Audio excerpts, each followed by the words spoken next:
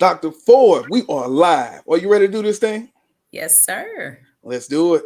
KTTV, giving you what you need. Motivation, education unleashed. H-Town representing, we forever keep it rolling. Join the conversation with inspirational stories. Thought-provoking, feel that energy. Kendrick Thomas aiming to lift the community. True indeed, tune in, come and see. Giving you what you need. KTTV, let's go. KTTV.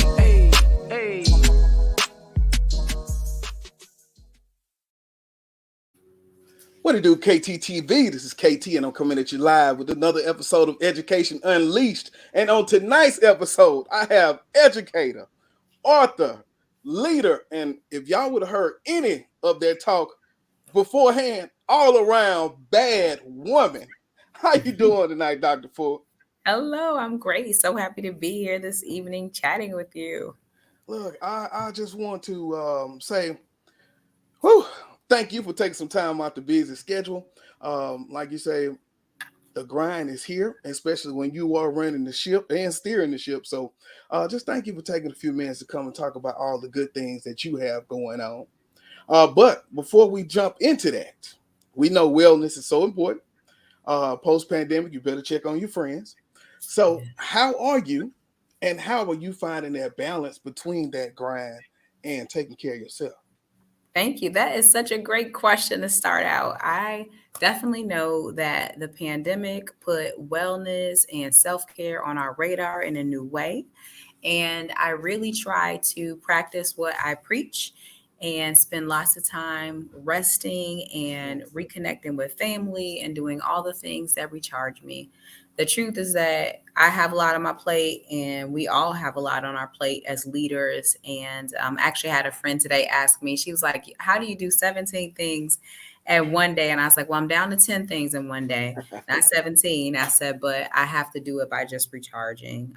I got away for about 5 days a couple weeks ago, and I really needed that leeway into all the upcoming events I have in June. And my June calendar is exciting and packed. So, So what are you most excited about? Just go and drop it on us. Oh, okay. So what's coming up like super quick in 2 days is I am going to be in a bodybuilding competition. My second one, gonna grace the stage. I am so excited, worked so hard for so many months to get up there. And so it's like the anticipation, almost like a wedding, like you're excited to get to it, but also for it to sort of be over too, right? So to resume normal life. See, and if people didn't see that intro, when I said bad, I meant bad. Come on, Doc. Awesome work. Now, look, what was the biggest thing you had to cut? Was it the diet, or was it just being more intentional in the workouts? You know what? Everyone thinks the workout is the hard thing. It's not. It's the deliberate sacrifices that you have to make. So there's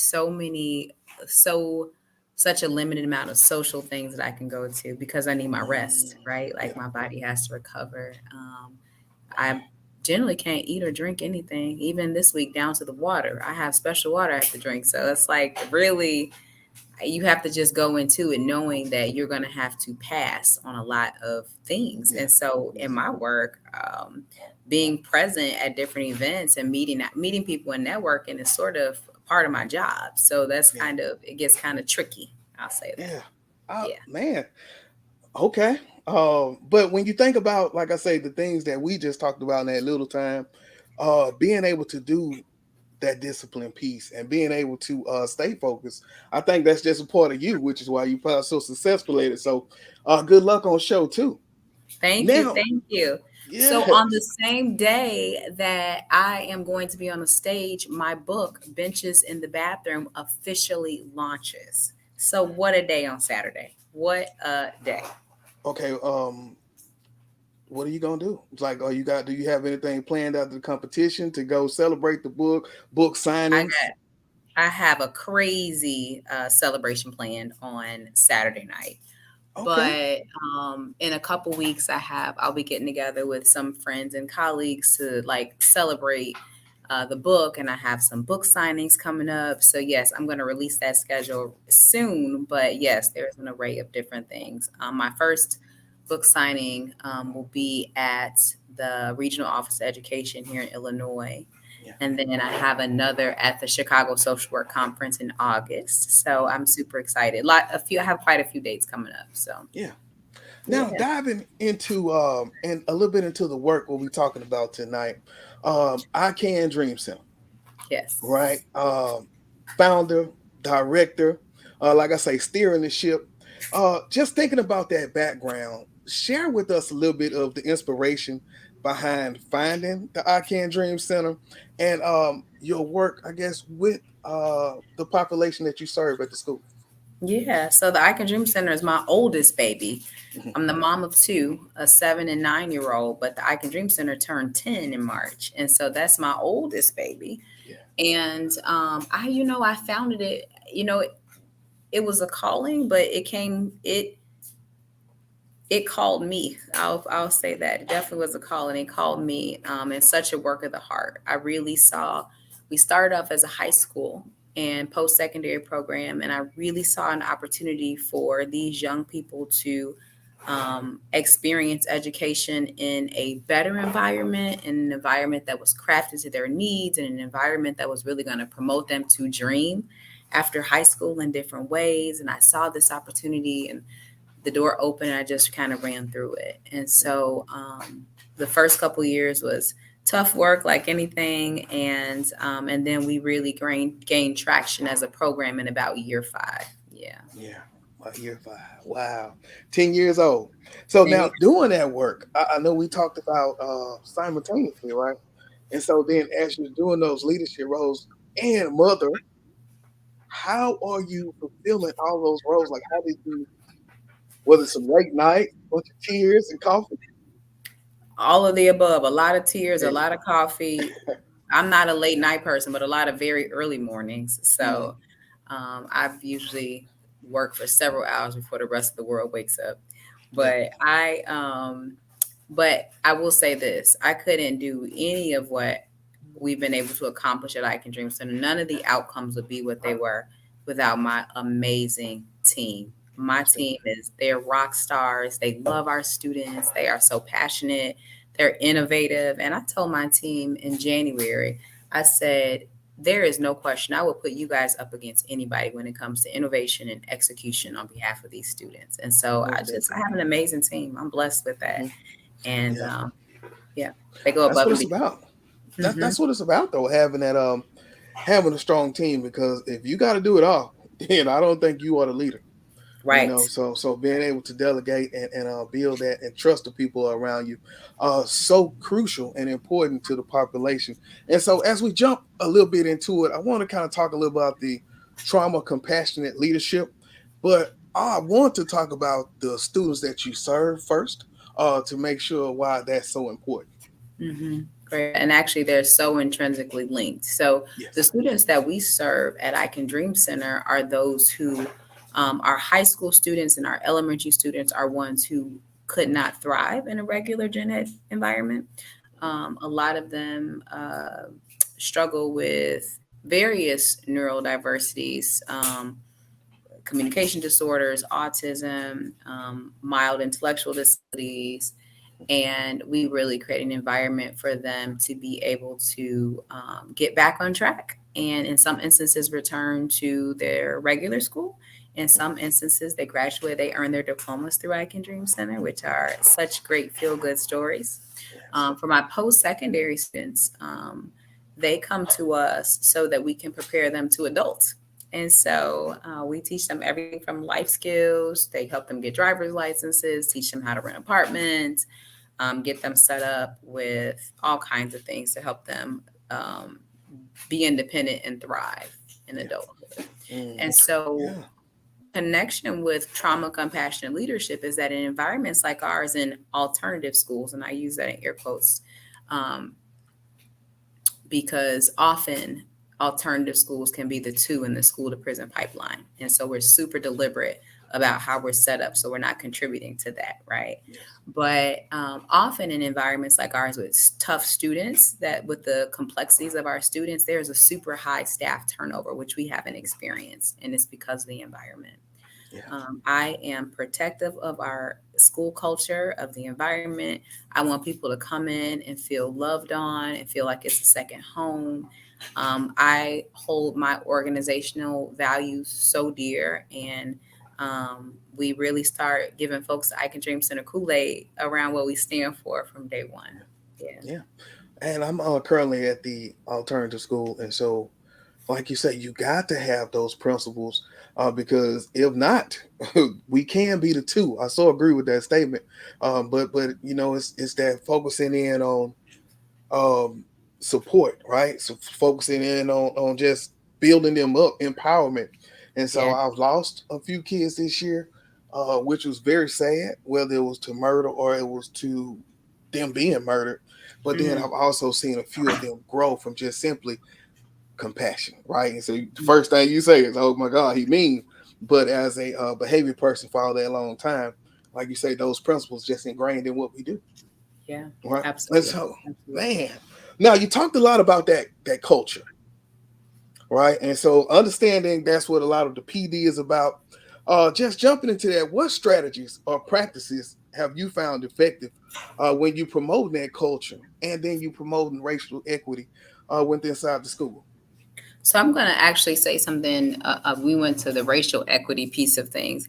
I have found that when you have a wellness culture, when people are invited to bring their whole selves to work and to not check their personal stuff at the door, but to bring their whole selves and they are accepted and embraced, that it creates an environment where diversity is natural.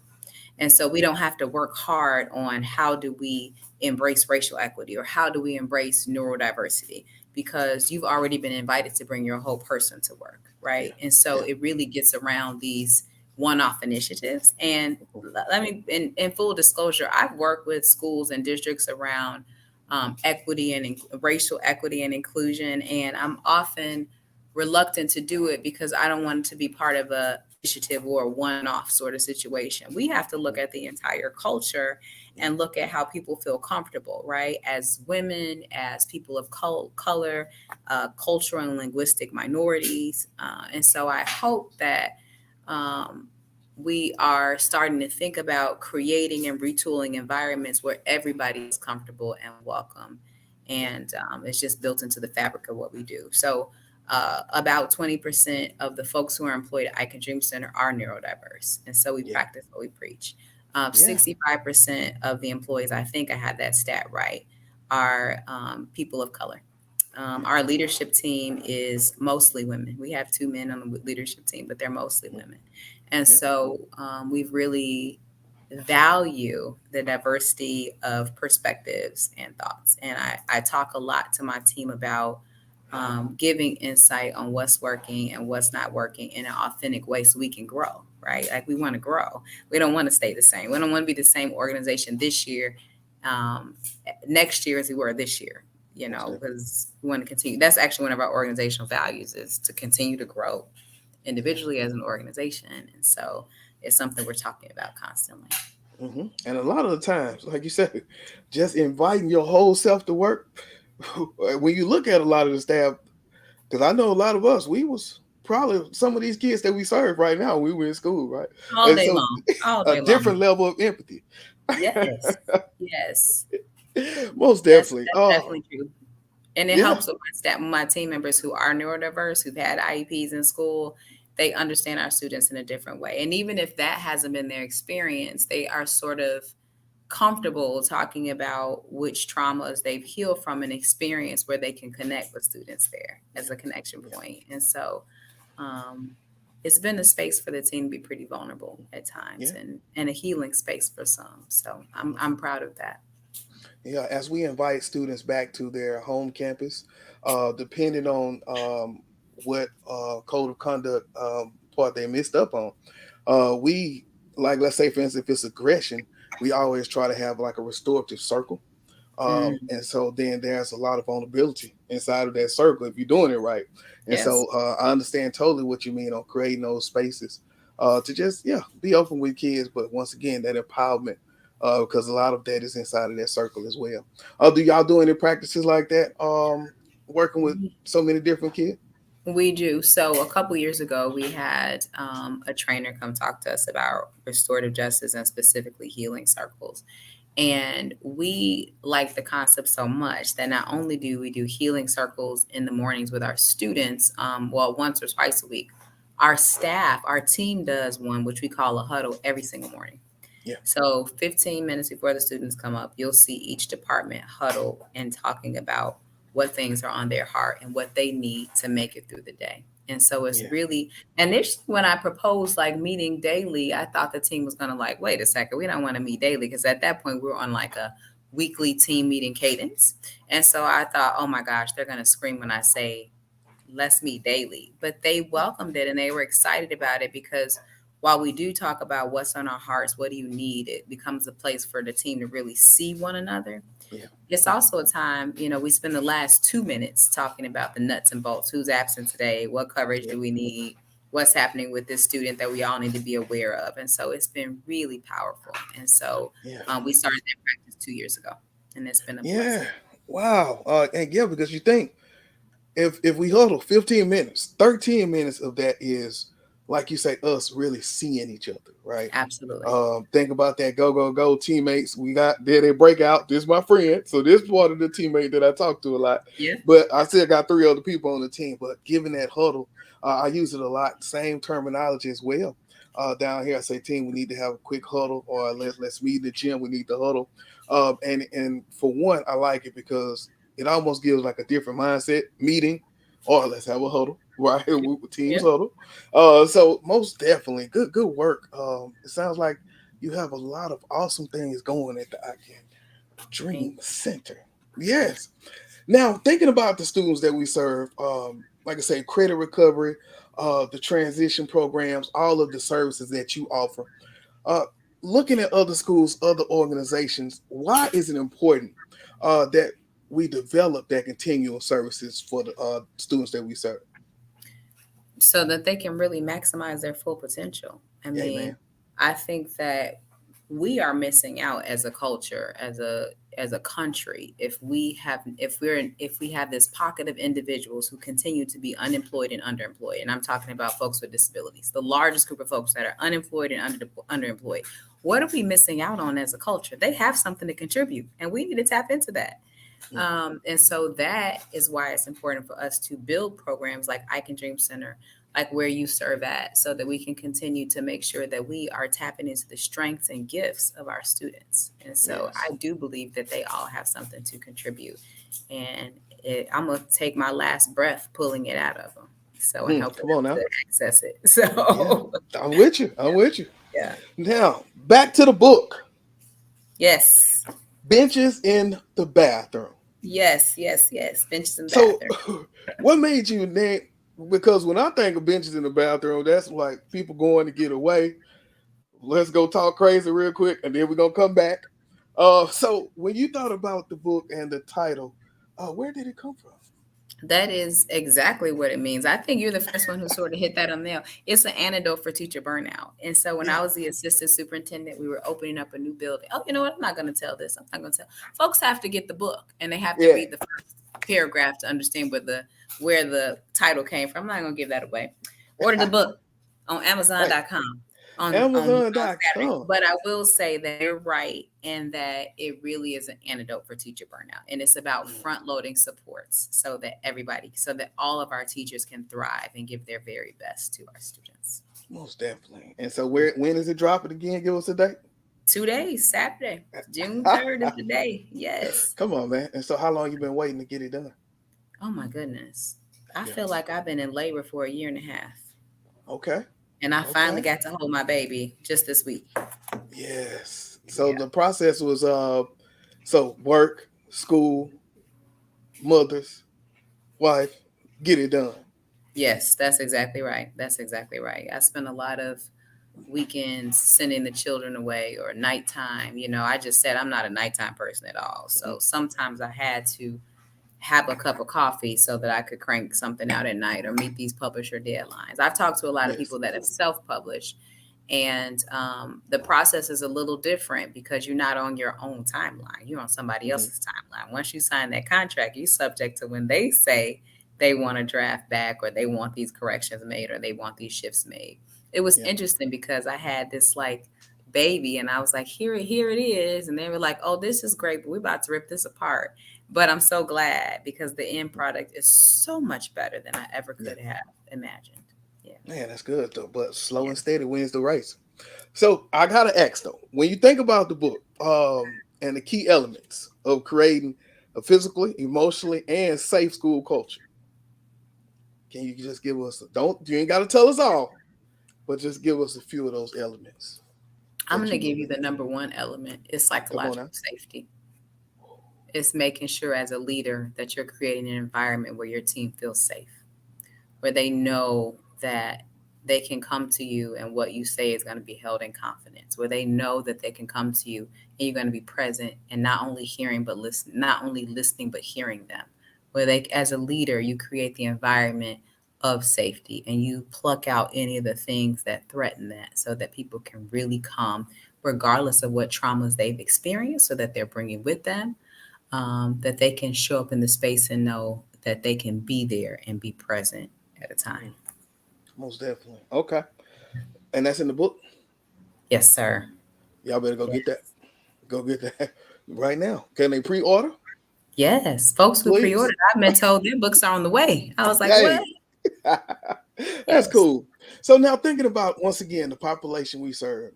Um, we talked about building them up, but a lot of the times resiliency, right, is a piece that we have to build with these guys because it seems like sometimes they give up. One hard, man, this is how I am. I'm this bad kid. I'm slow. I can't learn like this. So it's a lot.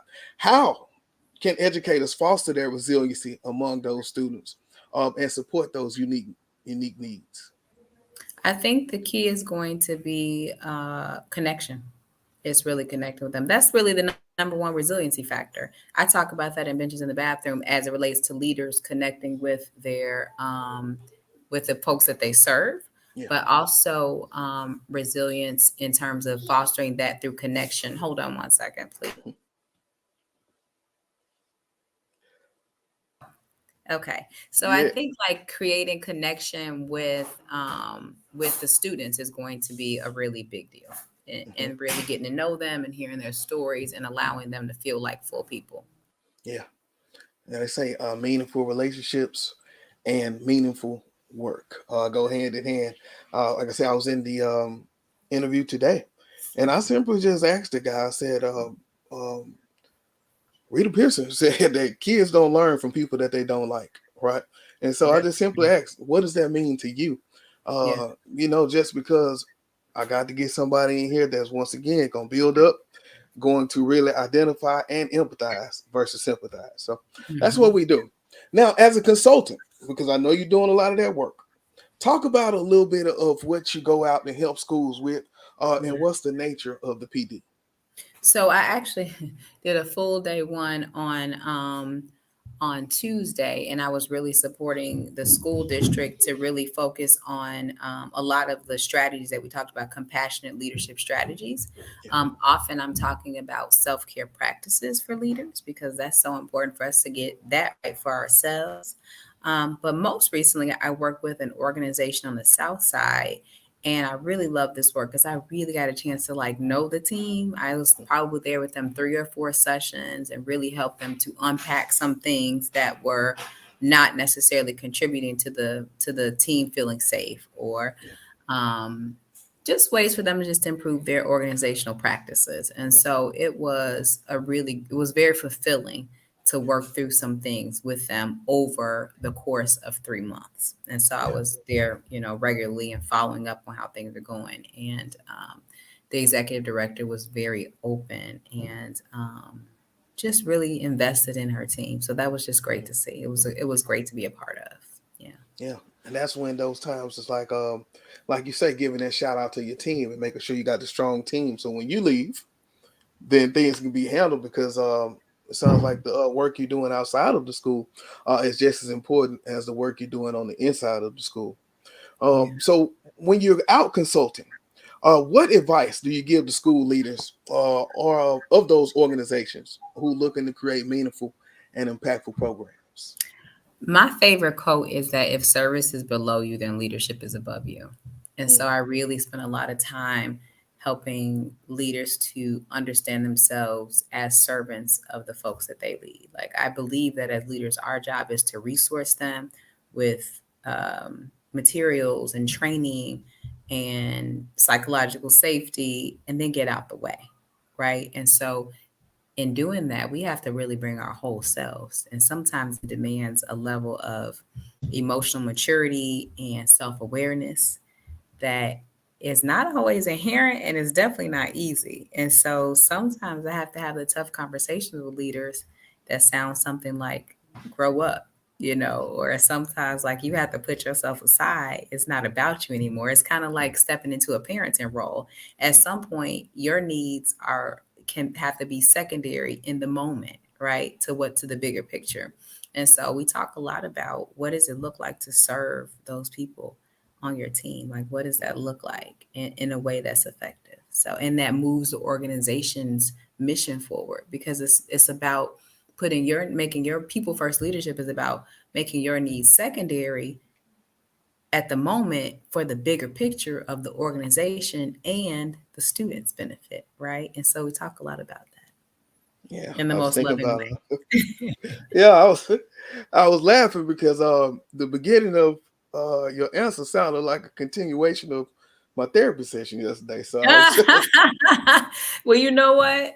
We all need a little bit. We all need a little. I said, sometimes it's not about you.